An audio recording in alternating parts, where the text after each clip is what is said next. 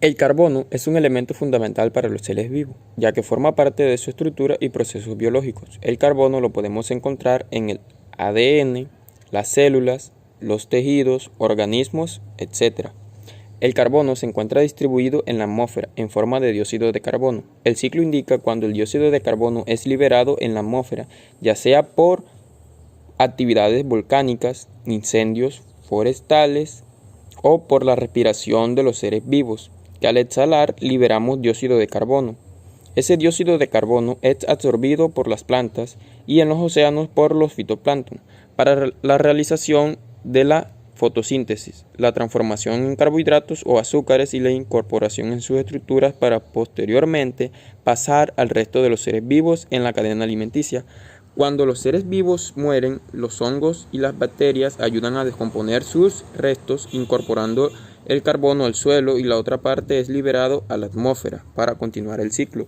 Las actividades humanas ponen en riesgo el equilibrio, ya que se está liberando demasiado dióxido de carbono en el medio ambiente y sobrepasando la capacidad de transformación de las plantas, provocando la acidificación de los océanos y el incremento de la temperatura del planeta.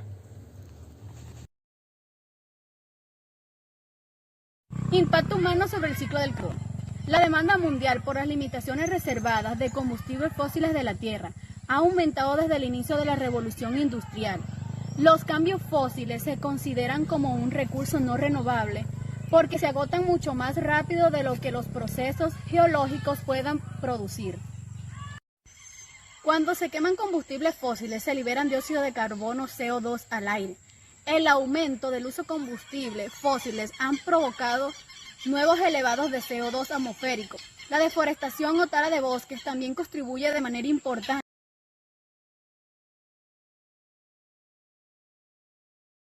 Impacto humano sobre el ciclo del carbono. La demanda mundial por las limitaciones reservadas de combustibles fósiles de la Tierra ha aumentado desde el inicio de la revolución industrial. Los cambios fósiles se consideran como un recurso no renovable porque se agotan mucho más rápido de lo que los procesos geológicos puedan producir. Cuando se queman combustibles fósiles se liberan dióxido de carbono, CO2 al aire.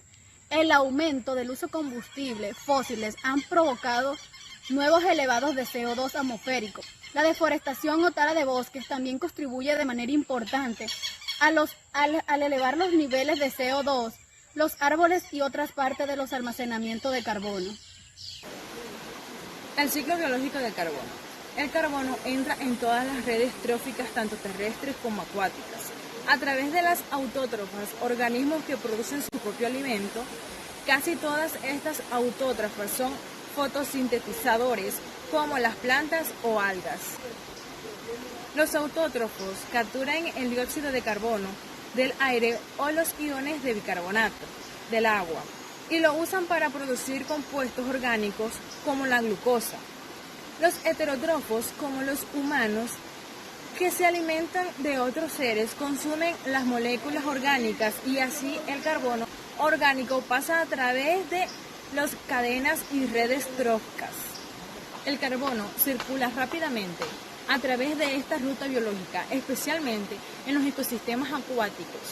En general, se estima que se mueve entre 1.000 y 1.000 millones de toneladas métricas del carbono a través de la ruta biológica dada cada año.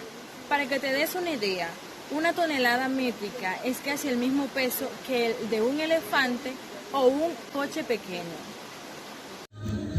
El ciclo geológico del carbono. La ruta geológica del carbono es mucho más larga que la ruta biológica que acabamos de describir. De hecho, usualmente el carbono tarda millones de años en recorrer las rutas biológicas. El carbono puede quedar almacenado durante largos periodos de tiempo en la atmósfera. El nivel de dióxido de carbono en la atmósfera se ve afectado por la reserva de carbono en los océanos. En la Tierra,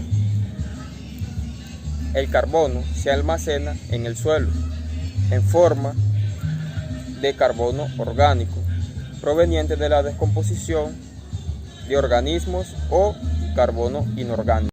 El carbón es parte de nuestro cuerpo. pero también es parte de nuestras industrias modernas. Los compuestos de carbono de plantas y algas que existieron hace mucho tiempo forman los combustibles fósiles, como el carbón y el gas natural. El carbono, elemento constitutivo y fuente de energía. Alrededor del 18% de la masa de nuestro cuerpo, compuesto por átomos de carbono, y esos átomos son fundamentales para nuestra existencia. Buenos días, mi nombre es Wilfredo Oñate y el tema que me tocó fue el ciclo del carbono. En el ciclo biogeoquímico, por el que el carbono se intercambia entre la biosfera, pedosfera, geósfera, hidrosfera y la atmósfera de la Tierra.